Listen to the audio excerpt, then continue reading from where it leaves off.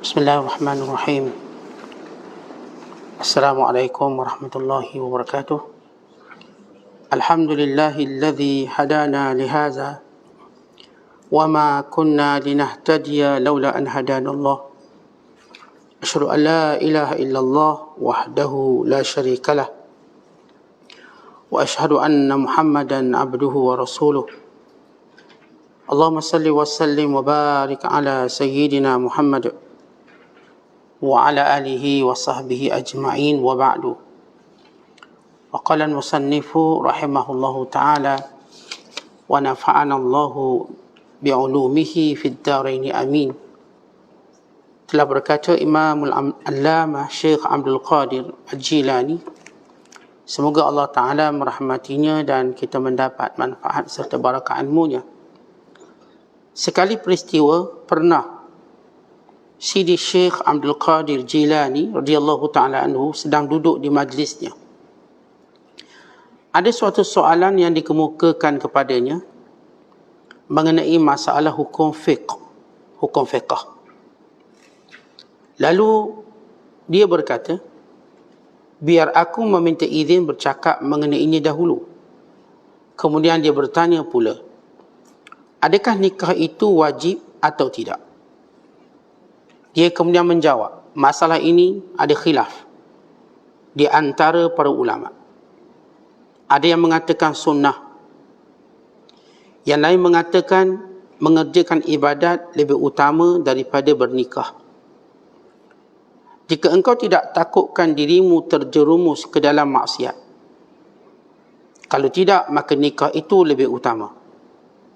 Demikian pendapat Syafi'i dan Ahmad.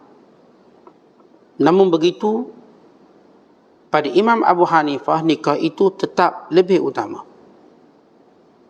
Baiklah, bila masa engkau menganggap dirimu seorang murid, sehingga engkau boleh mendakwa bahawa beribadat itu lebih utama. Jika engkau sudah di tingkat murad, maka engkau sudah tidak punya pilihan lagi dalam dirimu. Jika dia, yakni Allah, mahu dikahwinkanmu, dan jika dia mahu disibukkanmu dengan selain kahwin itu. Kemudian, jika masih ada bahagian rezekimu di sana, nescaya engkau akan mendapatinya. Meskipun engkau terus membelakanginya, namun bahagianmu itu tetap akan mengejarmu dari belakangmu, seraya mengadukanmu kepada Tuhan. Katanya, wahai Tuhan, ambillah daripadaku bahagian buat si fulan itu. Dia terus melarikan diri daripadaku, padahal engkau telah menetapkan bahagiannya daripadaku. Apa yang mesti aku lakukan? Kerana dia terus tidak mahu menoleh kepadaku, meskipun aku telah memanggilnya berkali-kali. Maka Tuhan akan menjadikanmu menoleh kepadanya. Adapun sang murid, maka nikah itu boleh menjadi haram ke atasnya dari segi hukum batin sahaja, meskipun dia mempunyai satu pakaian yang lebih, atau memiliki sebesar 4 jari dari bumi, kerana dia itu sayyah, yakni selalu melancong ke sana sini, tidak punya ketetapan setempat, tidak punya pakaian dan alat-alat rumah, bahkan selamanya dia telanjang dari semua pakaiannya. Nanti apabila dia sudah sampai kepada maksudnya dan berhenti dari melancong, disitulah baru perkara kahwin itu kembali kepada tuannya. Jika dia mahu dikahwinkannya dengan siapa yang dimilikinya menurut kemahuannya, ataupun ditiadakannya, yakni tiada siapa yang tahu dari selok belok hidupnya. Siapa yang berkawan dengan orang bodoh, dia menjadi bodoh. Orang bodoh ialah siapa yang tiada mengenali Allah. Orang bodoh itu ialah siapa yang tiada mengenali Allah Ta'ala. Dia merelakan dirinya dengan kehidupan dunia ini dari kehidupan akhirat. Wahai gulam, bahagianmu itu tidak ada siapa yang boleh memakannya. Tetapi jangan sampai engkau memakannya mengikut kemahuan tabiatmu, dan hawa nafsumu, atau engkau mengambilnya dari tangan syaitanmu. Bahkan hendaklah engkau bertenang sebentar hingga engkau sampai ke tempat kediamanmu dalam syurga ataupun di dekat dengan Tuhanmu. Muslimin dan muslimat sedang penonton yang dirahmati Allah sekalian. Ketika mana Syekh Abdul Qadir radhiyallahu taala anhu berada pada satu tempat, maka seorang ingin bertanya tentang hukum nikah. Maka kata dia, biar saya bercakap dulu nikah secara umum. Apa itu pernikahan? Lalu kata yang bertanya, bahkan kami ingin mengetahui apakah nikah itu wajib atau tidak. Lalu Syekh Abdul Qadir menjawab, bahawa hukum nikah ini khilaf di kalangan ulama. Baik, kalau tersebut perkataan ataupun yang dinamakan ibadat nikah atau kahwin. Kita tahu dalam kitab fiqh kita belajar ada kitab khas, kita namakan kitabun nikah. Kitab dalam menceritakan hal ehwal berkait dengan hukum hakam nikah. Dan Syekh Abdul Qadir ini dikenali sebagai mufti kepada dua mazhab, iaitu mazhab Syafi'i dan mazhab Hanbali. Secara latar belakang Syekh Abdul Qadir Jilani, sebab kita tahu dia punya manhaj fiqh, dia seorang yang bermazhab Hanbali. Mazhab Hanbali yakni mazhab Ahmad bin Hanbal. Memahami struktur hukum hakam pendalilan berdasarkan kepada manhaj, berdasarkan kepada kaedah mazhab Hanbali. Tapi dalam masa yang sama, beliau juga ialah mufti dalam mazhab Syafi'i. Kerana kealiman beliau dan juga keluasan ilmu beliau. Dalam penterjemahan Syekh Abdul Qadir yang kita bacakan pada awal majlis kita dah sebut latar belakang Syekh Abdul Qadir Jilani. Bahawa beliau mengajar di Ribat, di pusat pendidikannya, atau disebut pusat talaki. Kalau kita nak sebut zaman hari ni, dipanggil Ribat zaman dulu. Pusat Ribat, artinya beliau iltizam satu tempat untuk mengajar. Beliau tidak berpindah ganda. Panggil iltizam. Dia panggil Ribat. Beliau hanya keluar pada hari Jumaat untuk solat Jumaat. Kemudian Syekh Abdul Qadir diajar 11 disiplin ilmu. Fiqh, tafsirnya, tauhidnya, hadisnya, usul fiqhnya, ilmu mujadalahnya. Yang beliau paling popular dalam ilmu kesufian, Sufiyah. Namun ini tidak menjadikan bahagian beliau dalam fiqh itu berkurangan. Kerana dahulu tuan-tuan bila kita sebut ahli sufi, mereka juga ahli fiqh. Begitu kesempurnaan sufi. Melainkan berlaku di akhir ini, ahli sufi itu bukan ahli fiqh. Maka berlakulah penyelewengan sufi. Sebab sebagaimana yang disebut oleh para ulama, faqihan wa sufiyan fakun laysa wahida. Wa inni bihaqqillahi ansahu. Hadha qasin lam yadhuq qalbuhu tuqan. Wa hadha jahulu fa kaifa dhu jahli yasluhu. Kata Imam Asy-Syafi'i rahimahullah, faqih atau sufi, ahli fiqh atau ahli sufi, jangan jadi satunya. Kena jadi dua-dua. Aku dengan hak Allah, aku nasihat kamu. Kalau kamu sekadar fiqh sahaja, hati kamu keras. Dan kamu tak akan merasakan kemanisan taqwa. Kalau kamu ahli sufi sahaja, kamu akan jahil.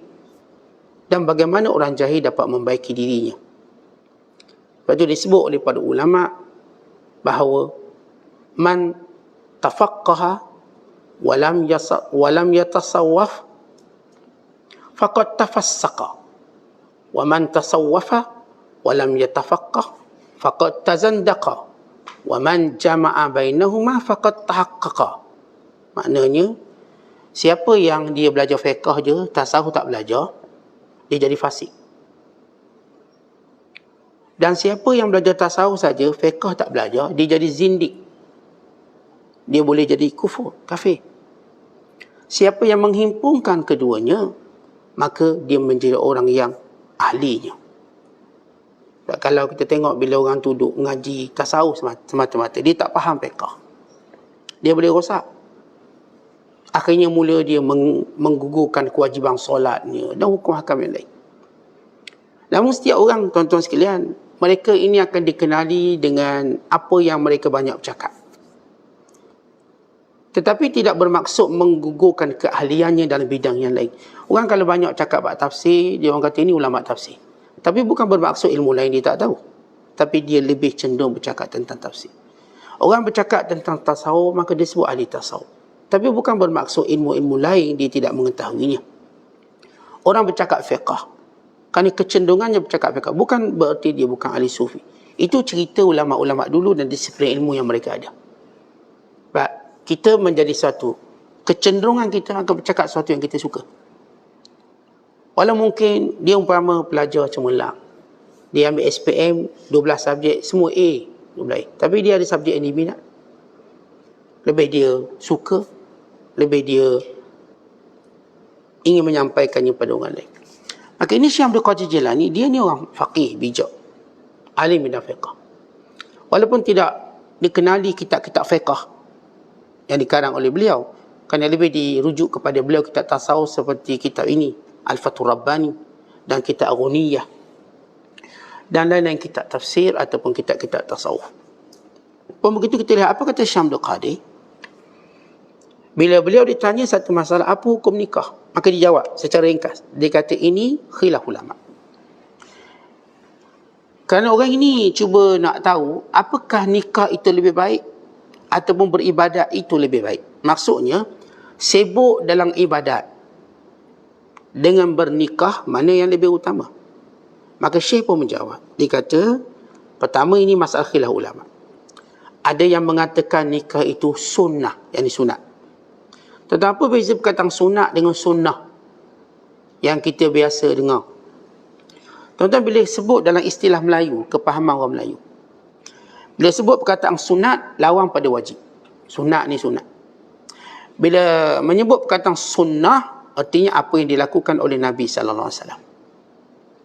Sebenarnya istilah itu dalam, kalau kita secara literally belajar bahasa Arab, sunnah itu, sunnah dan sunat itu benda sama. Cuma orang Melayu kita, bila dia berhenti, perkataan dia je dengan sunnatun. Sunnatun.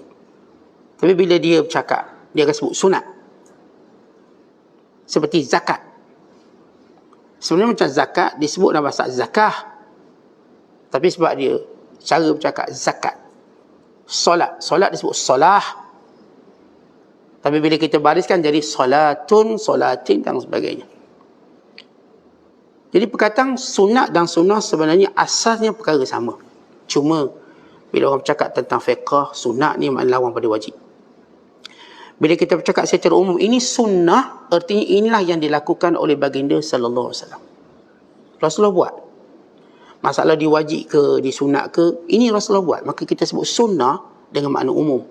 Ini sunnah Rasulullah. Perbuatan inilah sunnah yang ini dilakukan oleh baginda sallallahu alaihi wasallam atau disuruh dilakukannya. Ataupun Rasulullah mengikrarkan, mengesahkan perbuatan tersebut yang dilakukan oleh sebahagian sahabat. Maka disebut sunnah. Baik kata Syekh Abdul Qadir, umumnya hukum nikah ini sunnah atau sunnah. Setengah ulama mengatakan mengerjakan ibadat lebih utama. Jika engkau tidak takutkan dirimu terjerumus dalam maksiat, yakni zina. Kalau tidak, maka nikah itu lebih utama. Demikian pendapat mazhab Syafi'i dan mazhab Imam Ahmad atau Hanbali. Namun begitu di sisi Imam Abu Hanifah, nikah itu tetap lebih utama. Perbahasan di sini, kalau kita sebut tentang hukum nikah secara umum, nikah ini hukum umum adalah harus. Al-aslu fin nikah al-jawaz. Hukum nikah ni harus, mana tak wajib. Harus. Berdasarkan firmanullah Ta'ala, fanqihu ma taba lakum minan nisa. Kahwinlah mana-mana perempuan yang kamu suka. Bila Allah menyebut ma taba lakum, apa yang kamu suka. Kalau kamu tak suka nikah, tak boleh nikah. Jadi hukum asal nikah ini adalah harus. Nak menikah boleh, tak nak menikah pun boleh. Tetapi hukum nikah ini menjadi sunat bila seseorang itu memang dia nak menikah, dia ada kecenderungan untuk menikah. Dan yang kedua, dia berkemampuan untuk membiayai pernikahan ataupun menanggung isterinya. Ketika itu adalah sunat. Artinya ada dua benda. Pertama, dia memang nak menikah, ada keinginan.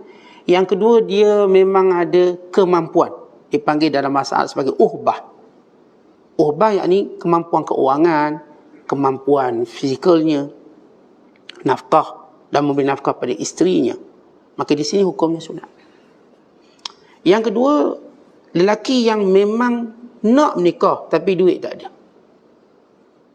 Yahtaju ila nikah wa laysa indahu uhbatun. Dia nak menikah tapi kerja belum ada, duit pun tak cukup. Misalnya, maka dalam keadaan ini kata ulama, meninggalkan nikah lebih utama sampailah dia ada duit. Memang dia akan berkonflik dalam masalah duit. Namun, kita katakan kepada orang macam ni, orang yang dia nak menikah tapi duit tak ada. Kita katakan pada mereka, kalau sekiranya benar niat kamu nak menikah, niat tu benar, nak jaga agama, niat nak jaga diri daripada perkara yang tidak baik, niat nak lengkapkan agama, ataupun didapati wanita ini solihah, baik. Kerana Nabi SAW menyatakan, man razaqahullah imra'atan salihatan faqad a'anahu ala syatri dinihi. Siapa yang Allah berikan kepadanya isteri yang solihah, maka dia telah selamatkan separuh agama dia. Kerana nikah ini, kalau tuan-tuan, agama kita dalam diri kita dibentuk dengan dua benda. Pertama, lidah kita. Kedua, kemaluan kita. Sebab daripada lidah dan kemaluan ni banyak dosa tercipta. Dengan menikah terjaga kemaluan, maka separuh agama kita terjaga. Tinggal lagi jaga mulut pula. Sebab manusia akan rosak agama dengan dua perkara. Pertama, daripada kesan lidahnya. Yang kedua, daripada kesan kemaluannya. Kalau seorang itu berkahwin, dia dah jaga kehormatan dirinya, maka tinggal lagi dia jaga lidah. Bila dia dapat isteri yang solihah, maka dia dah jaga agamanya. Kalau perempuan mendapat suami yang soleh, dia dah jaga sebahagian agamanya, maka dia dah terpelihara daripada zina, insya-Allah.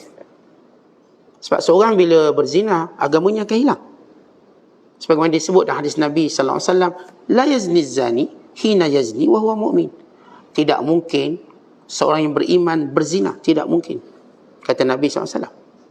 Tidak berzina orang yang berzina ketika berzina dalam keadaan dia beriman. Terjemahan mudah, orang yang beriman tak berzina. Bahkan disebut dalam hadis, bahawa bila seorang itu mendatangi zina, maka imannya diangkat, ditanggalkan sebagaimana ditanggalkan pakaian. Waktu seorang itu berzina, macam kita tanggal baju. Baju di situ macam kita tanggal iman kita, letak tepi. Mungkin Allah kembalikan imannya, mungkin tidak. Bila seorang itu berzina, mungkin Allah kembalikan imannya, mungkin tidak. Maksudnya risiko besar pada iman. Kalau seorang itu berzina, punya risiko besar. Jadi kalau sekiranya saya sebut tadi, dia nak menikah tapi duit tak ada, tak cukup belanja. Kita katakan pada orang ni, kalau sekiranya betul niat dia, mudah-mudahan dia termasuk dalam hadis Nabi sallallahu alaihi wasallam. Thalathun haqqun 'ala Allah an yu'inahu. Ada 3 golongan Allah akan bantu dia. Perkataan haqqun, Allah pasti akan bantu. 3 golongan. Dan antara 3 golongan itu apa dia? An-nakih yuridu an yasta'fifa. Orang yang menikah tujuan untuk menjaga agama dan maruah, tapi duit tak ada, nak tu ada, maka Allah akan bantu dia. Tapi orang ni kalau saya katakan dia nak nikah, duit tak cukup, bersabar tu lebih baik. Tapi kalau nak sangat bergedik dan nak ni, nak juga katakan. Nak sungguh-sungguh, nak. Sebab dia nak jaga maruah dia, dia pun bimbang zina atau sebagainya. Duit tak ada. Kita katakan pada mereka, betulkan niat kamu. Betulkan tujuan kamu menikah. Untuk apa? Jaga agama, jaga maruah. Betulkan niat. Tuan-tuan, kita akan ditolong oleh Allah dengan niat yang betul. Bila makin betul niat kita, makin besar pertolongan Allah pada kita. Saya selalu sebut pada sahabat-sahabat yang nak pergi haji tapi tak boleh pergi haji sebab tak cukup duit.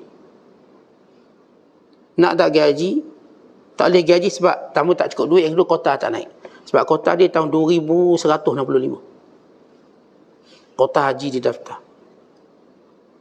Jadi, saya katakan padanya, bila awak betul niat awak akan sampai. Walau awak tak ada duit. Kerana Allah akan tolong kita ikut niat kita. Hatta ada orang niat nak jumpa para ulama. Dia niat nak jumpa. Niat dia kuat, maka dia boleh jumpa. Kalau niat dia tak kuat, dia tak boleh jumpa. Semua benda, tuan-tuan sekalian, kita akan dapati Allah mudahkan jalan dan Allah berikan pertolongan dengan niat yang baik.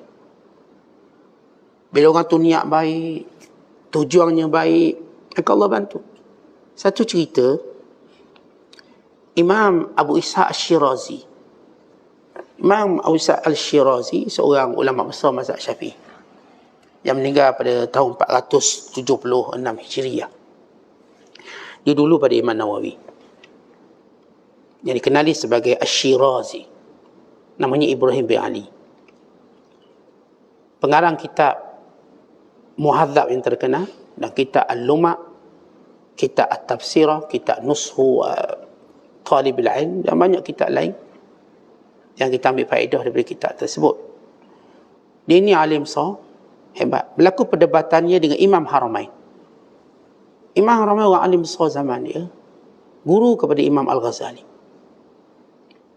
Maka berdebat Imam Shirazi dengan Imam Al-Haramain. Dan debat tersebut, Imam Al-Shirazi mengatasi Imam Haramain dengan kekuatan hujahnya. Tapi apa kata Imam Haramain? Dia kata, "Ghalabtani bisalahika." Kamu kalahkan aku disebabkan kamu baik daripada aku. Bukan sebab hujah kamu, sebab kamu lebih baik pada aku. Maksudnya, kata ulama dalam ta'liq kata-kata Imam Haramain, seorang bila dia benar niat dia, maka Allah bekalkan kepadanya hujah-hujah yang kuat untuk menzahirkan kebaikan dan kebenaran. Imam Shirazi sebab salah dia lebih warak daripada Imam Haramain. Imam Haramain pun warak, Tok Guru Imam Al-Ghazali, tapi dia lebih lagi. Dan tujuan dia berdebat itu jauh lebih kita katakan untuk memperlihatkan kebenaran, lebih daripada bahagian dirinya. Bukan sebab nak suruh dia popular, menang debat, bukan, tak ada. Untuk menzahirkan apa yang dirasa benar dalam pegangan ilmu. Lalu kata Imam Haramain, "Ghalabtani bisalahika." Kamu mengatasi aku disebabkan kamu lebih soleh daripada aku. Soleh dengan apa, tuan-tuan? Dengan niat yang baik. Kita macam contohlah kita berukhuwah. Orang kalau berukhuwah, niatnya lebih kuat untuk jaga ukhuwah, orang ni yang akan rasa kemanisan ukhuwah lebih pada orang lain. Dan itu bila saya sebut tentang nak menikah tadi, duit tak ada, Rasulullah menyatakan 3 golongan yang Allah akan tolong dia. Antaranya orang yang menikah betul-betul tujuan dan niat dia nak jaga maruah dan agama, Allah akan tolong. Ini 3 golongan Allah pasti tolong. Baik, 2 golongan lagi apa? 2 golongan tadi yang pertama, yang seterusnya kita dah sebut yang ketiga. Yang pertama kata Nabi SAW ialah orang yang berperang pada jalan Allah, Tuhan akan tolong. Yang kedua ialah orang yang hendak merdeka dan dia perlu membayar hutangnya, maka Allah akan tolong dia. Yang ketiga yang kita syarahkan tadi, yang nikah dan dia ada tujuan yang baik, maka Allah akan tolong. Baik, itu 2 hukum. Hukum pertama, orang yang ada duit dan nak nikah, ini sunat. Hukum kedua, orang yang nak nikah duit tak ada, ini lebih baik jangan nikah. Lebih baik jangan nikah. Dan hukum yang ketiga ialah orang duit tak ada, nikah pun tak nak, ini makruh nikah. Kita tak payahlah nak kempen-kempen dia menikah. Sebab dia duit pun tak ada, nikah pun tak nak, makruh. Ataupun orang yang kita katakan dia ada duit tapi dia ada sakit, sehingga dia tidak boleh menyempurnakan tujuan pernikahan itu sendiri, maka ini juga makruh. Allahumma illa, melainkan tujuan pernikahan dia bukan sebab lain, melainkan sebab khidmat.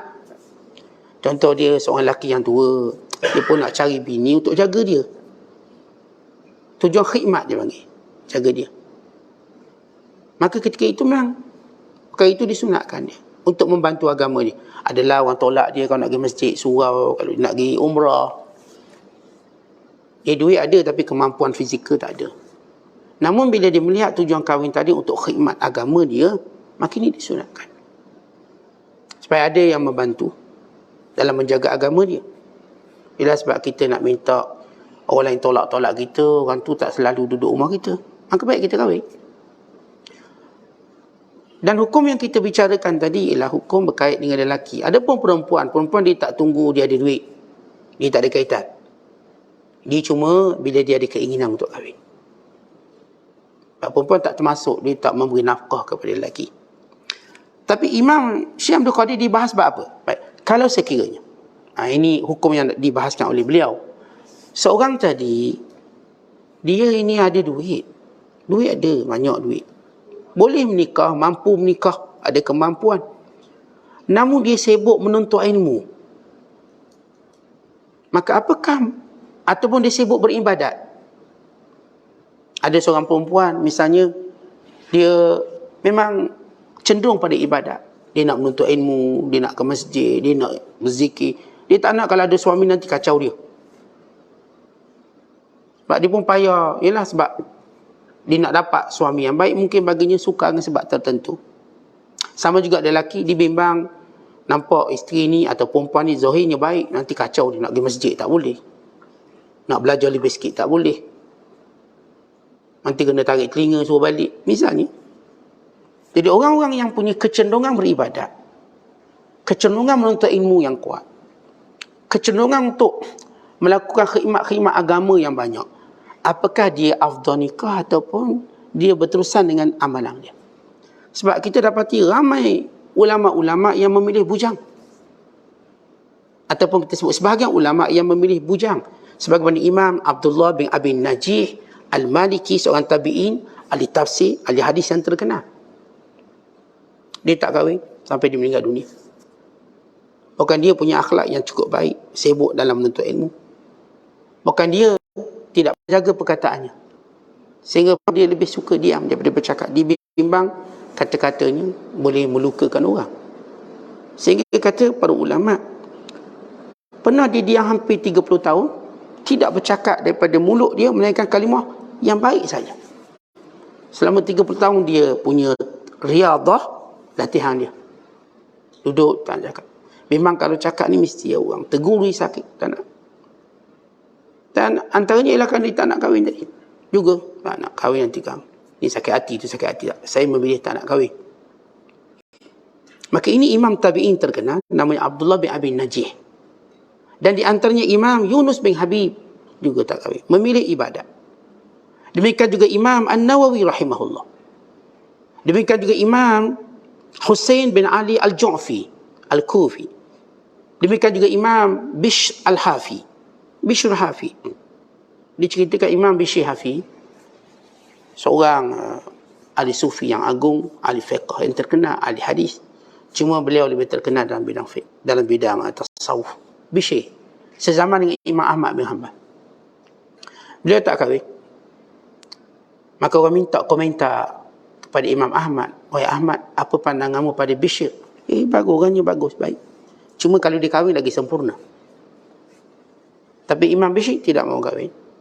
Sibuk ibadat, sibuk mengajar, sibuk memberi ilmu. Kerana sampai lupa untuk kahwin. Tapi beliau tak pernah kata bahawa jangan kahwin. Sebab dalam Islam, kahwin ini merupakan syiar. Tapi kita menyebut tentang sebahagian orang tak kahwin kerana bersebab. Tapi bukan menyatakan hukum tak payah kahwin, tak boleh kahwin, bukan. Tapi kerana satu sebab yang kuat. Antara sebabnya ialah untuk mereka sibuk dalam beribadat. Dan mereka bimbang perkahwinan ini mengganggu ibadat mereka. Mereka bimbang secara peribadi mereka, tanpa mereka kata pada orang, jangan kamu kahwin nanti ganggu ibadat. Tak, mereka sebut tentang diri mereka. Kerana setiap orang memberi fatwa untuk diri dia. Tuan-tuan, kita tahu kemampuan kita sendirilah. Tak nak kahwin, kita nak kahwin, tuan-tuan lebih tahu.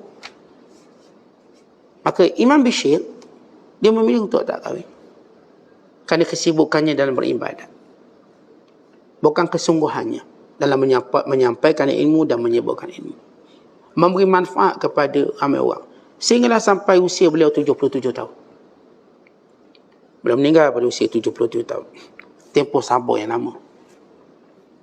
Dan kita kalau baca dalam sirah beliau, waktu beliau wafat, Waktu beliau wafat, dia punya jenazahnya dikeluarkan selepas subuh daripada rumah sampai ke kubur Isyak. Kenapa? Ramainya orang, tak boleh gerak jenazah. Ramai orang keluar. Lalu kata para ulama, bila melihat keadaan ramai orang, mereka berkata, maka inilah dia hujah Islam. Ini orang yang benar-benar menzahirkan kekuatan Islam. Mati dengan ratus ribu manusia, lautan manusia. Persoalannya, kalau sekiranya seorang itu memang ahli ibadat, ahli ilmu, sibuk. Sebagaimana saya cerita kisah Imam Syirazi, tok gurunya yang bernama Abu Tayyib At-Tabari menamakannya sebagai hamamatul masjid, merpati masjid. Sebab dia tak pernah keluar masjid, melainkan ada sebab tertentu. Bagi hamamatul masjid, merpati masjid. Maka beliau juga tak kahwin, Imam Syirazi. Dan demikian Imam Bishr, demikian Imam yang kita cerita semalam, Ibnu Jarir At-Tabari. Tapi mereka ini benar-benar menterjemahkan apa sebab mereka tak nak kahwin. Seperti Imam Nawawi menterjemahkan ibadat yang bersungguh-sungguh dalam semua aspek. Lalu Syekh Abdul Qadir pun sebut, sebab ada orang ni dia tak nak kahwin, ni cerita dia tak nak kahwin sebab dia nak beralasan dia ahli ibadat. Kemudian kata Syekh Abdul Qadir, tetapi dalam mazhab Abu Hanifah tetap yang afdal itu kahwin walau sibuk mana pun kamu ibadat. Dan mazhab kita Syafi'i dan dalam mazhab Hanbali, seorang kalau sibuk beribadat, maka ibadat itu lebih baik daripada kahwin. Ibadat dia, kesibukan dengan ibadat, lebih baik daripada kahwin kalau dibimbang. Tapi dalam imam mazhab Abu Hanifah dan dalam mazhab Hanafi, bahawa kahwin itu sifatnya mutlak sunat. Tadi ini kita tak bicara orang yang kalau orang tu dibenci kahwin tak boleh, tak nak kahwin, benci, maka ini menyalahi sunnah Nabi SAW. Nabi kata, man ghariba an sunnati falaysa minni, siapa yang benci dengan sunnahku, dia bukan di kalangan aku. Pernah satu ketika ada seorang sahabat namanya Akaf. Akaf ni dia duit banyak tapi tak nak kahwin. Bila Akaf mendatangi Nabi SAW, Nabi kata, ya Akaf, wahai Akaf, kahwin tak? Kahwin tak? Lalu kata Akaf, tak kahwin. Kata Nabi SAW, duit ada? Duit ada, harta ada? Dia kata, Alhamdulillah ada. Ada duit, ada harta. Lalu kata Nabi SAW, ya Akaf, idhan innaka min ikhwani syayatin. Kalau kamu duit ada tapi tak nak kahwin, berarti kamu ni kawan-kawan syaitan lah ni. Kawan syaitan, kata Nabi SAW. Kalau sekiranya kamu tak kahwin sebab ikut cara Kristian tak nak kahwin, yakni cara kepadrian, pergilah dengan mereka. Tetapi kalau kamu ingin bersama kami, fasna kama nasna. Kalau kamu nak bersama kami, nak, ialah bersama aku, kata Nabi SAW, kamu kena buat macam aku buat, yakni berkahwin. Lalu kata Nabi SAW, syirarukum uzzabukum wa inna arzala mautakum uzzabukum. Orang yang paling jahat di kalangan kamu ialah orang bujang. Dan orang mati paling hina sekali, mati bujang. Rasulullah SAW kata, orang paling jahat ni orang bujang. Dan orang yang paling hina waktu mati, dia mati dalam bujang. Sebab tu ada ulama-ulama, mereka takut mati dalam bujang. Walaupun mereka tua, isteri mereka meninggal, mereka kahwin. Sebab apa? Takut mati bujang. Sebab ternyata tidak ada pada Nabi mati bujang. Sebab tu bila kita tengok Nabi-Nabi SAW, mereka contoh teragung kita. Contoh teragung, contoh terbaik. Walaupun kita sebut tadi tentang hukum yang para ulama bahas, sunat, harus, apa pun contoh teragung kita, baginda sallallahu alaihi wasallam. Rasulullah tak suka orang bujang. Dengan maksud bukanlah tengok orang bujang Nabi marah, tak ada. Orang yang tak ada sebab bujang, sebab nak enjoy. Bujang kan seronok, Ustaz, boleh enjoy, balik lewat malam boleh. Saya tengok geng-geng saya kahwin, Ustaz, semua takut bini, Ustaz, balik awal. Kita bujang bebas, nak tengok bola, nak tidur kat stadium pun boleh. Orang kahwin tak boleh, nanti telefon dia bunyi, main besar dia dah call, bos besar dia call, balik. Tak lama-lama, kadang nak sembang Ustaz pun tak lama, Ustaz, isteri saya panggil dah, Ustaz, takut dia. Walaupun dia cukup muliakan ustaz dia, tapi dengan bini dia lagi dia muliakan. Jadi Nabi SAW tak suka orang bujang. Sebab orang bujang ni terdedah dengan banyak kejahatan dan hilangnya disiplin diri. Hilang sifat tanggungjawab. Orang bujang ni, dia tak ada tanggungjawab. Kalau jenis lelaki, duit dia habis kat rim kereta, memang tak boleh buat harta. Tapi kalau dia kahwin, adalah meja makan, puyuk nasi. Ada harta orang kahwin ni. Ada kekayaan dia. Ada disiplin, ada maruah. Adalah kita katakan jadual kerja dia. Sebab itu Umar Al-Khattab, bila jumpa seorang bujang, kata Umar Al-Khattab, ma yamna'uka minaz zawaj ilal fujur. Kamu ni tak nak kahwin sebab nak buat jahat kan? Artinya orang yang tak nak kahwin tanpa sebab ni boleh diwasangkan buruk pada dia. Orang kali awak ni nak cari pintu belakang ni, tak kahwin. Tak tahu kahwin. Allahumma illa melainkan kalau kita terkenal orang tu dia sibuk dengan sekian. Ni kita cerita orang tak buat apa, menganggur, orang kahwin tak. Ada benda tak kena orang tak kahwin. Wak Imah ada penyakit, maka pergilah rawat. Wak Imah ada niat-niat tak baik. Tuan-tuan tengok di negara-negara kafir, mereka tak nak kahwin lagi sebab nak buat jahat belakang. Saya dengar di Amerika Syarikat, 1/3 daripada kadar kelahiran tak tahu siapa bapak dia. 1/3 kelahiran yang dicatatkan di Amerika Syarikat tak tahu bapa dia siapa. Mana tak kahwin. Sampai mereka ada satu rancangan khas nak tahu ni anak siapa. Sebab keliru mereka, disebabkan mereka tak kahwin, duk berhubung sana, berhubung sini. Dia kadar perkahwinan begitu menurun secara drastik. Kenapa? Kadar zina tu naik. Islam, kahwin tu naik, zina tu turun. Kerana bila kita tutup satu pintu perkahwinan, terbuka 70 pintu zina. Bila mana berlaku perkahwinan, maka tertutup pintu-pintu zina. Sebab itu kahwin ni tetap mulia. Lalu Syekh Abdul Qadir, dia tahu orang tanya ni bertujuan dia nak sibuk ibadat, dia tak nak kahwin. Lalu kata Syekh Abdul Qadir, betul ke kamu menganggap diri kamu ni sebagai murid yang betul-betul nak sibuk menuntut ilmu? Betul lah tuan-tuan, kalau kita tengok anak kita yang sibuk belajar, sama ada peringkat diploma, peringkat universiti, kita pun tak akan galak dia kahwin sebab dia sibuk belajar. Tak ada kita kempen kahwinan, akhir semesta kahwin. Melainkan ada sebab tertentu lah. Kalau secara umum, kita nak anak kita habis belajar degree. Kadang-kadang biar second degree, even mungkin sampai peringkat bahagian tertinggi. Dan kita pun kalau belajar, memang tak nak disibukkan kahwin. Sebab komitmen ada. Jarang kita katakan orang belajar, khususnya first degree ni, dia kahwin jarang. Kita tak kata tak ada. Jarang kerana kesibukan. Melainkan orang mampu seimbangkan. Dia mampu seimbangkan. Kan takut. Mak kita tak galak kan. Saya dulu waktu saya kahwin masa belajar. Saya duduk Mesir, saya kahwin. Telefon mak daripada Mesir. Mak saya tanya satu je soalan. Ganggu tak belajar? Itu soalan. Dia tak tanya, nanti ganggu tak duit? Itu bertanya, ganggu atau tidak belajar? Saya kata insyaAllah lebih baik. Saya cakap lebih baik. Dan kita buktikanlah lebih baik. Belajar itu tak ganggu. Tapi kalau ada orang sebab kahwin boleh ganggu belajar, better dia tak kahwin sampai dia habis belajar. Itu hukum, bukan sekadar secara hukum fiqh, bahkan hukum kebiasaan masyarakat hari ini. Mereka tak akan benarkan anak mereka kahwin, mereka habis degree ataupun habis satu bentuk pembelajaran wajib. Tapi Syekh Abdul Qadir tanya, bila di kalangan orang sufi yang tidak mau berkahwin ingin menjadi murid, tentu bila kita nak bersihkan hati kita, dalam istilah ilmu sufi, dia ada dua bentuk pencapaian yang, ataupun dua golongan orang yang berada dalam mujahadah menyuci diri ini. Pertama dipanggil murid, yang kedua dipanggil murad.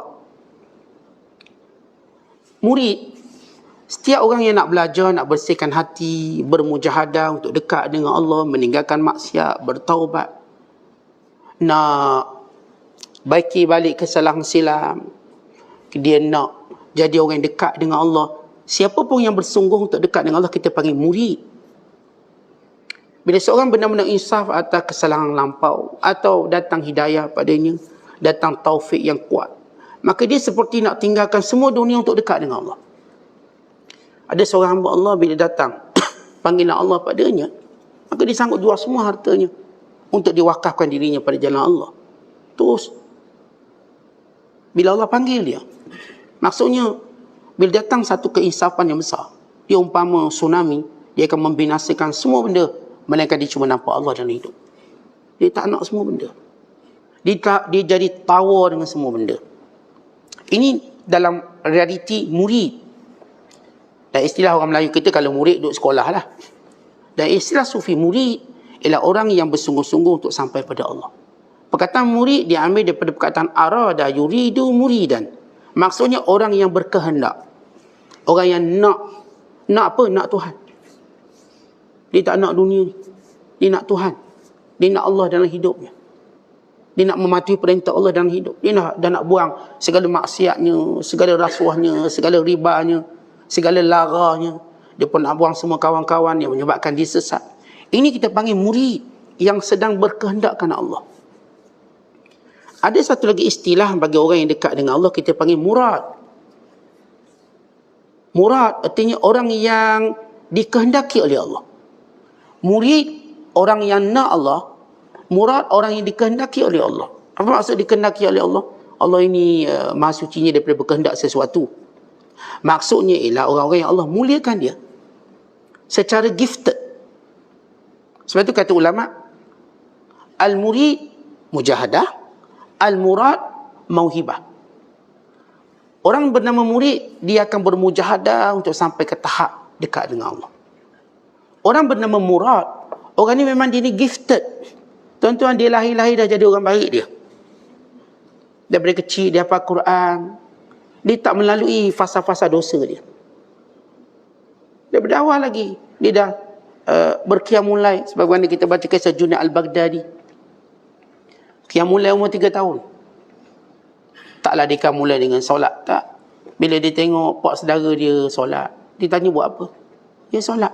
Bila saya nak solat, tak payah, zikir je. Dia kecil dah dia ajar bangun zikir.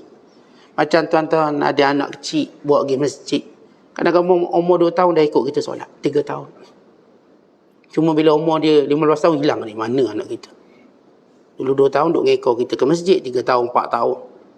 Macam melangkah ke masjid. Bila dah balik, tak ada dia. Itu kesilapan kita. Ada orang yang Allah sebut mauhibah. Tuan-tuan, dia daripada kecil Allah lindungi dia daripada dosa. Masya Allah, kecil hafal Quran, umur 7 tahun. Saya baca kisah seorang ulama India, umur 5 tahun dia hafiz Quran. 7 tahun tu biasa saya baca kisah yang hafal, umur 7 tahun dah hafal Quran. Sebagaimana kita Imam Tabari semalam, 7 tahun hafal Quran, 9 tahun menghafal hadis, 8 tahun menjadi imam tarawih. Imam Syafi'i juga begitu, 7 tahun dah hafiz Quran. Dan ada seorang ulama India yang terkenal, di umur dia 5 tahun dia hafiz Quran. Ini seorang ulama. Masya Allah, 5 tahun. Allah pelihara dia daripada kecil lagi hafal Quran, duduk bersama para ulama, membesar dengan para ulama, lalu keluar sebagai ilmuwan yang hebat. Ini kita panggil mauhibah. Mauhibah ni gifted lah. Ada orang macam tu. Macam kita tengoklah, ada orang daripada kecil dah jadi sultan.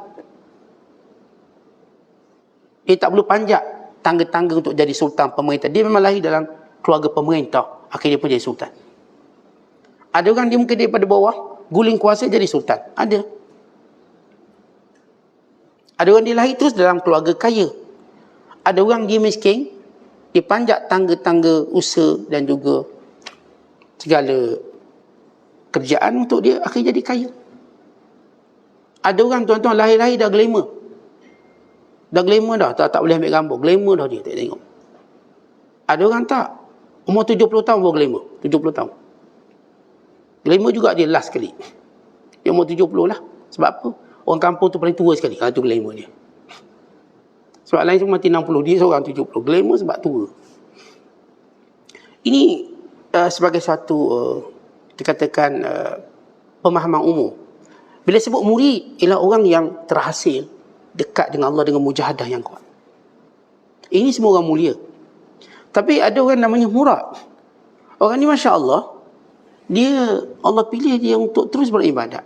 Ketika mana kita ni berlawan antara perasaan kita nak tak nak. Mereka cuma ada perasaan nak je. Nak. Orang macam kita malam ni nak qiyamul lail tak nak qiyamul lail. Tengah fikir. Tak apalah minggu depan lah start. Minggu depan kan Ramadan baru start. Orang macam kita lah. Dengar ceramah balik. Tak jadi ustaz dah cakap. Kena start malam ni juga. Kerana kita orang mujahadah. Kita nak fikir nak. Kita nak baca Quran hari ni ke nak start Ramadan pun nak start baca. Ustaz kalau baca sekarang macam tergantung. Bimbang tak sempat khatam bulan Syakban. Jadi kita start bulan Ramadan lah ngaji Quran. Tanya kita ni murid. Akhir bulan Ramadan pun tak baca juga Quran. Bulan Ramadan tahun depan lah. Kata kita. Sebab kita ni murid. Duk berperang dalam diri kita semua kebaikan. Semua kebaikan tu dia tak datang secara solid. Melainkan kita mesti berperang untuk dapatkannya. Dapat motivasi sikit, kita pun laju sikit. Bila tak dapat motivasi, ke belakang balik. Ini murid. Orang macam kita lah kena hadir kuliah selalu. Sebab apa? Kerana perasaan kita bercampur. Nak tak nak, nak tak nak. Tiap-tiap hari macam tu. Hari ni, saya dah berniat nak jadi isteri solehah. Balik, tunggang terbalik semua. Saya ustaz lepas ni nak jadi suami soleh. Balik, jadi lain pula. Ini kita mujahadah. Yang kita sebut kita sentiasa bertarung untuk berbuat baik. Bertarung. Mungkin yang menang itu kebaikan, mungkin yang menang itu kekalahan. Kalau kita kata hari ni saya nak baca 2 juzuk sehari. Hari ni sampai tengah jalan tak jadilah 2 juzuk. 2 surah je lah. Surah pun surah pendek. Keluar Allah Quran sampai Nas. Last sekali. Kerana kita berperang. Tapi murad dia tak berperang. Dia cuma nak je. Dia tak ada istilah perang dalam diri dia. Dia orang yang sentiasa berkemahuan buat baik. Sebab dia dapat buat kebaikan dengan taufik Allah yang hebat. Orang ni bukan cerita kebaikan nak buat tahun depan. Tak, dia akan buat sekarang. Dan dia berterusan. Dia berterusan dalam qiyamul lailnya, berterusan dalam bacaan Qurannya. Seperti kita tak nampak dia macam lemah semangat. Kita tengok dia ni semangat dia macam naik. Tak turun-turun dia semangat dia. Cuma biasa. Dia tak buat dengan tertekan. Dia buat dengan seronok. Gembira, kasih kemanisan. Dia sentiasa iltizam dengan kebaikan. Perumpamaannya kata para ulama, murid ini dia berjalan, murak dia terbang. Tetapi bagaimana beza orang berjalan dengan orang terbang? Mana satu cepat sampai? Tonton pergi Kuala Lumpur naik kereta dengan naik kapal terbang. Beza dia berapa jam? Saat saya naik kereta terbang 45 minit. 50 minit. Ni naik kereta, campur jam, campur sekian-sekian. Berhenti NRR. Sebab apa? Semelik lagi. Sebab dalam kapal terbang, di jalan je kapal terbang. Kita semelik ke, berok cair ke, jalan. Tahu sampai. Kalau naik kereta, kalau semelik, kena berhenti. Kau lapar, kena berhenti. Kau naik kapal terbang, tuan-tuan lapar ke tak lapar, kapal terbang tu jalan. Kita nak kencing, kita nak kencing di jalan. Kita tak cakap, boleh tak berhenti kejap ke RNR nak kencing. Tak. Tanda ada orang guna. Tak mungkin di jalan. Kita naik kereta, ada masalah sikit, kena berhenti. Itu beza murid dan murad. Murid, halangan banyak. Kadang halangannya ialah pasangan dia. Halangan dia anak dia. Halangan dia kawan dia. Banyak halangan. Yang namanya murad, dia tak ada halangan. Jalan. Jalan. Sebab itu kita jadi murid untuk sampai pada peringkat murad. Ini beza murid dan murad. Murid yang berkehendak. Murad yang dikehendaki. Murid melihat sesuatu dengan hukum hakamnya. Tapi murad melihat sesuatu dengan taufik dan melihatnya dengan kurniaan Allah Subhanahu Wa Taala. Dia bukan berdiri dengan hukum. Kita berdiri dengan hukum. Kenapa buat? Sebab hukumnya macam ni. Hukumnya macam saya buatlah hukum macam tu. Kenapa buat tinggal? Sebab haram Ustaz, saya tinggal lah. Kita didisiplinkan dengan hukum. Mereka bukan disiplin dengan hukum. Sebab mereka didisiplinkan dengan taufik Allah. Kerana selamanya mereka bercita-cita nak buat baik. Orang macam kita kan sebut ni sunat je Ustaz, tak buat tak apa kan? Orang macam kita lah. Sunat. Ni pun sunat macam sunat kecil je Ustaz, bukan sunat besar sangat ni. Tak buat. Orang yang macam dia, mereka bukan cerita sunat atau wajib. Mereka cerita itu perintah, mereka buat. Mereka tak lihat, oh ini cuma sunat, tak apa, kecil. Tak, mereka buat. Itu kita baca kisah Imam Bukhari. Imam Bukhari, orang yang hebat. Penyusun Sahih Bukhari. Ini antara orang yang namanya Murad. Di tengah-tengah mengajar, dia tengok anak muridnya main janggut. Lalu jatuh janggut tu, dia nampak janggut jatuh. Tak tahu janggut besar mana sangat, tapi nampak jatuh. Lepas habis kuliah, orang pun keluar masjid, dia pun pergi kat mana janggut tu jatuh, dia cari untuk dibuang. Dia tak panggil AJK kebersihan. Mana AJK kebersihan? Tanya orang ni, dia seronok buat sendiri. Hatta tak berhajat pada orang lain untuk buat baik. Ini Uthman bin Affan. Bila dia bangun malam, dia tak pernah gerak pembantu rumah dia. Kata, wahai Uthman, ni kan ada pembantu rumah, geraklah ambil air. Dia dah penat, biar dia tidur. Walau ketika itu umur Uthman 70 tahun. Dia bangun sendiri, ambil air sendiri, berwuduk, dan dia solat, dia baca Quran. Sebab dia seronok buat benda tu sendiri. Seronok. Kita tuan-tuan, banyak benda kita bergantung pada orang. Kita ni kalau kawan tak ikut kita ke kuliah, tak pergi kuliah kita ni. Macam tu. Sebab dia tak nak pergi, saya pun tak pergi lah. Sebab kita tak kuat. Sebahagian agama kita ada dengan kawan kita. Sebahagian agama kita ada dengan pasangan kita. Sebahagian agama kita ada dengan tok guru kita. Tok guru kita tak adil, kita tak adil. Kita tak nampak kebaikan. Kita cuma nampak sekian-sekian perkara yang kita terikat dengannya. Walau orang-orang yang namanya Murad, dia tidak terikat dengan tempat, dengan masa, dengan waktu, dengan orang untuk buat baik. Dia tak pernah terikat. Orang macam kita, tuan-tuan, kalau kat Mekah, bagus pula ibadat kat Mekah. Bagus. Saya dah tawaf 35 kali dah. Banyak orang tawaf. Saya dah tawaf 7 set, 10 set. Satu set 7 kali. 10 mana 70 kali. Bagus. Balik Malaysia, tak tawaf dah dia. Masuk tak ke masjid dah. Ya. Sebab dia, golongan ini terikat dengan waktu, tempat. Ada orang kita jumpa, Masya Allah, kalau kat Mekah, semangat dia. Tapi, bila kat Malaysia tak ada. Kat Mekah, Masya Allah, tiap hari Masjid Haram, Masjid Haram. Balik Malaysia haram tak ke masjid. Kenapa?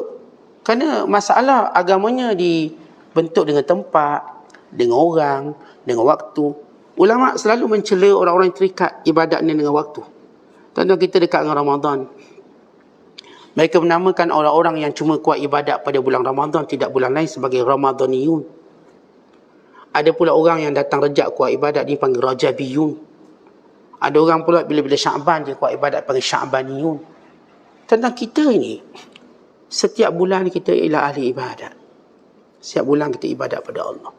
Allah tak beritahu kita mati bulan berapa.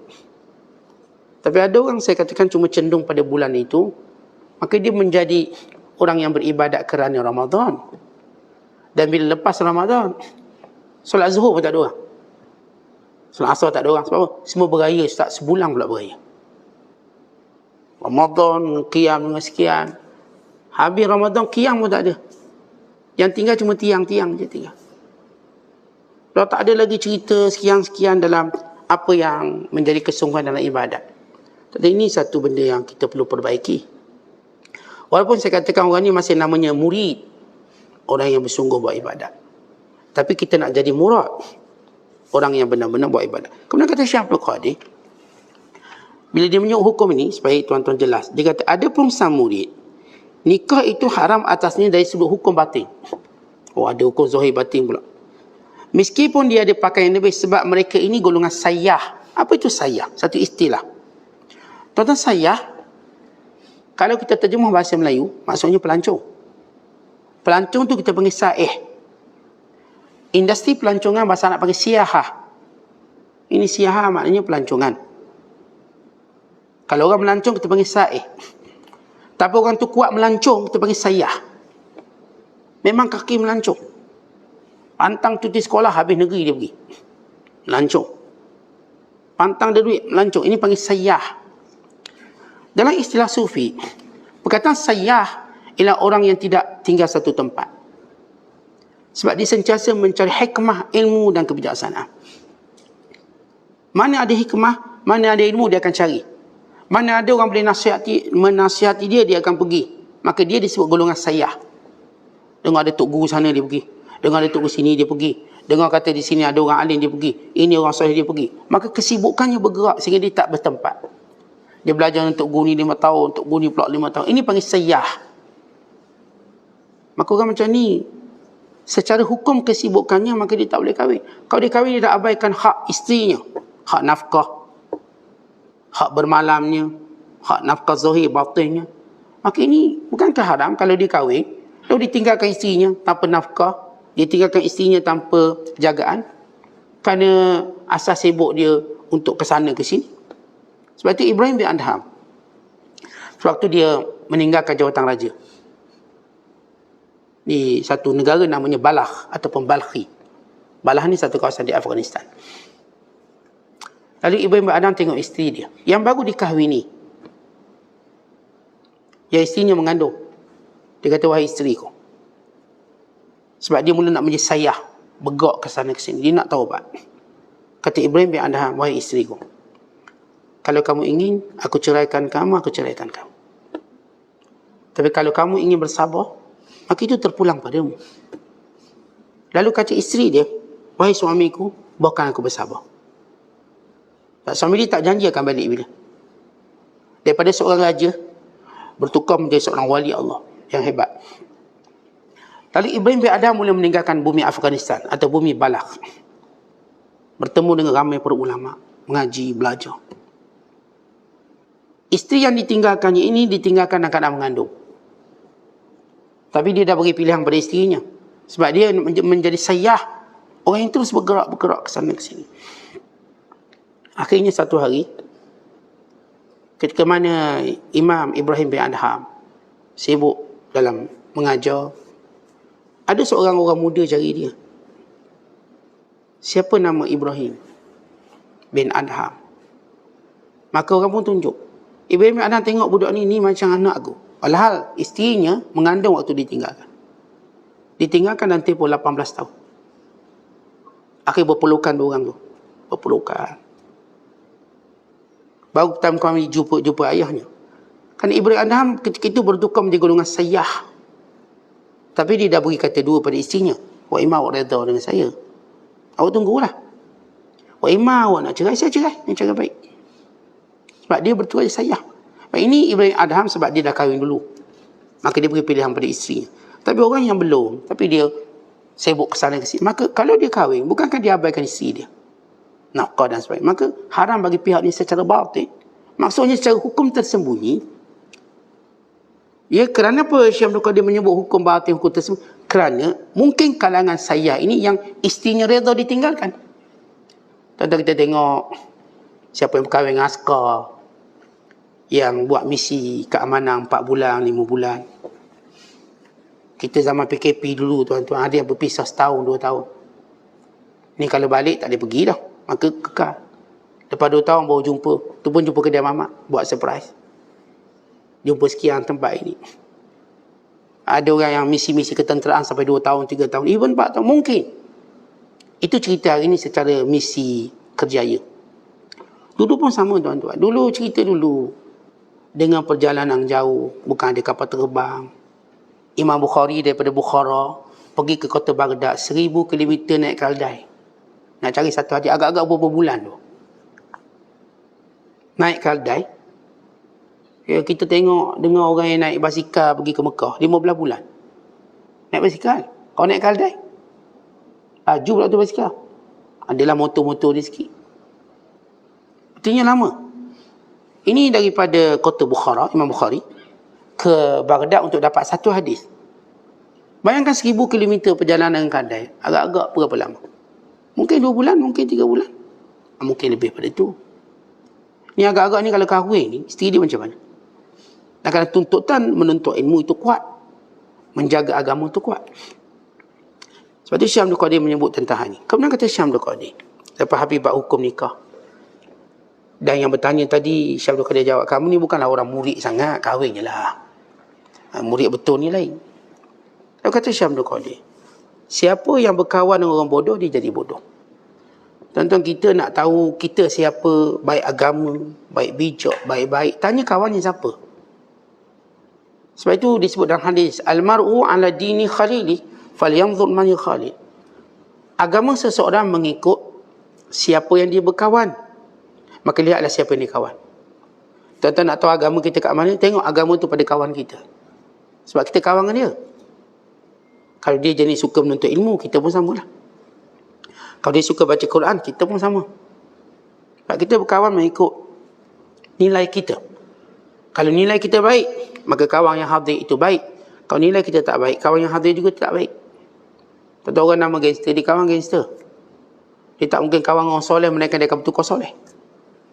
Orang soleh, dia akan kawan orang soleh. Dia tak mungkin berkawan dengan gangster, melainkan dia akan jadi gangster. Maka setiap orang perlu menilai siapa kawannya. Lalu kata Syekh Abdul Qadir, siapa orang bodoh? Orang bodoh ialah orang yang tidak kenal Allah. Bodohlah dia. Tuan-tuan, kita kalau sebut bodoh, maknanya orang yang paling rugi natijah perbuatannya. Kalau kita kata, kenapalah awak buat kerja bodoh ni? Kerja yang rugi. Kenapalah bodoh sangat awak? Kerana banyaknya rugi awak buat. Tuan, kita tak akan kata bodoh orang yang dapat keuntungan banyak. Walaupun dulu zaman sekolah, semua dia dapat nombor last sekali. Abang-abang dia semua masuk asrama, dia tak masuk. Sekolah pun lari. Tapi tiba-tiba sebab dia larilah, dia jadi tokek hari ni. Misalnya dia tokek. Lalu kita akan kata akhirnya dia cerdik. Tak lagi kita kata bodoh, sebab natijah yang terhasil itu bagus. Walaupun dia tak pergi sekolah. Walaupun dia tak cemerlang macam abang-abang dia, kakak-kakak, tapi dia telah menghasilkan duit yang banyak. Abang-abang dia pun kerja dengan dia. Akan buat dia, rupanya kau ni cerdik, aku ingat bodoh. Kenapa? Melihat natijah hasilnya. Tuan-tuan, akhirat kelak, yang paling beruntung yang ingat Allah, yang kenal Allah. Bukankah kita melihat segala perbuatan yang tak kenal Allah, yang mengenal Allah itu perbuatan yang bodoh, kerana ruginya akhirat kelak. Tuan-tuan, kita balik kubur nanti, bukankah satu kerja yang bodoh kalau hidup kita cuma membangunkan dunia, lalu kita mati, kita tak buat apa-apa pun? Bukankah kita orang yang bodoh? Berbanding orang yang melakukan amal akhirat, lalu bila dia mati, dia bawa amalannya. Nabi SAW menyatakan, yatba'ul mayyit thalatha, fayarji'u ithnan wa yabqa wahid. Bila seorang tu mati, yang akan mengikutinya tiga benda. Dua akan pulang, satu akan kekal bersamanya. Yang mengikutinya ialah keluarganya, hartanya, amalannya. Yang akan pulang selepas dia dikebumikan ialah hartanya dan juga keluarganya. Yang akan kekal bersamanya amalannya. Jadi kalau orang tu memperbanyakkan amalan, bukankah dia orang cerdik? Tapi orang yang menggunakan alasan sibuk harta, sibuk keluarga sehingga kurang beramalnya, bukankah dia orang yang bodoh? Yang akhirnya yang ni tinggalkan dia. Kata Hatim Al-Asam, aku melihat bila seorang menyayangi seseorang, maka dia akan mengekorinya, menjaganya waktu sakit, dan mengikutinya waktu ke kubur. Tapi aku tidak pernah melihat orang yang menyayangi orang masuk dalam kubur sekali. Aku tak pernah tengok. Kata Hatim Al-Asam, bila seorang tu menyayangi seseorang, bila dia sakit, dia akan menemaninya, merawatinya. Bila dia mati, dia akan temang ke kuburnya. Tapi aku tak pernah pun tengok seorang masuk ke kubur bersamanya, melainkan amal soleh. Amal masuk dalam kubur. Kerana itu aku memperbanyakkan amal soleh. Dan kita kena tahu benda yang kita perlu perbanyakkan sekarang. Dengan usia kita sekarang masuk 40, 50, 60. Tuan-tuan nak memperbanyakkan amal soleh atau nak memperbanyakkan hal lain? Kalau kita perbanyakkan hal lain, bodohlah kita, kerana kita mati dan kita tinggalkan. Tapi kalau kita memperbanyakkan amal soleh, maka untunglah kita. Untung kita bawa sesuatu yang amat menguntungkan kita. Tuan-tuan tahu Rasulullah sebut, bila kita mati, solat kita duduk atas kepala kita. Sedekah kita di kanan kiri kita, puasa kita berada di kaki kita. Bacaan Quran, silaturahmi, semua kebaikan keliling kita. Lalu ketika mana datang malaikat munkar dan nakir mendekati kita, amalan ini berkata, jangan mendekatinya, duduk jauh-jauh. Jangan sampai Tuhan saya takut. Malaikat munkar nakir datang ikut kaki, datang puasa ni kata jauh sikit. Ini semua bodyguard. Sehingga orang beriman tidak gerung dengan malaikat munkar dan nakir. Kerana kelilingnya amal soleh. Bukan kata Nabi SAW selepas habis soal jawab, soal kubur, maka didapati ada seorang yang begitu cantik parasnya, wangi baunya, tenang melihatnya. Maka ditanya, siapa kamu? Maka jawabnya, akulah amalan kamu yang soleh. Aku akan menemani kamu sampai kiamat. Terbayangkan kita tengah sunyi-sunyi seorang, tiba ada yang teman kita. Dan yang teman itu dalam keadaan yang baik, dalam keadaan yang kita katakan seronok, tenang kita tengok. Maka bukankah itu satu kenikmatan besar? Jadi, cuba lihat balik. Apakah perbuatan kita hari ini bodoh ke cerdik? Kita tuan-tuan nak kenal semua benda tu. Tapi dengan Tuhan kita tak nak kenal. Nanti yang dinilai sebenarnya kenal Tuhan ke atau kenal manusia. Kita nak kenal sangat fulan bin fulan. Ini sebab dia popular, glamour, bla bla bla bla bla. Lalu kita kenal, kita dapat apa? Kalau kita kenal Allah, kita tenang dan kita damai.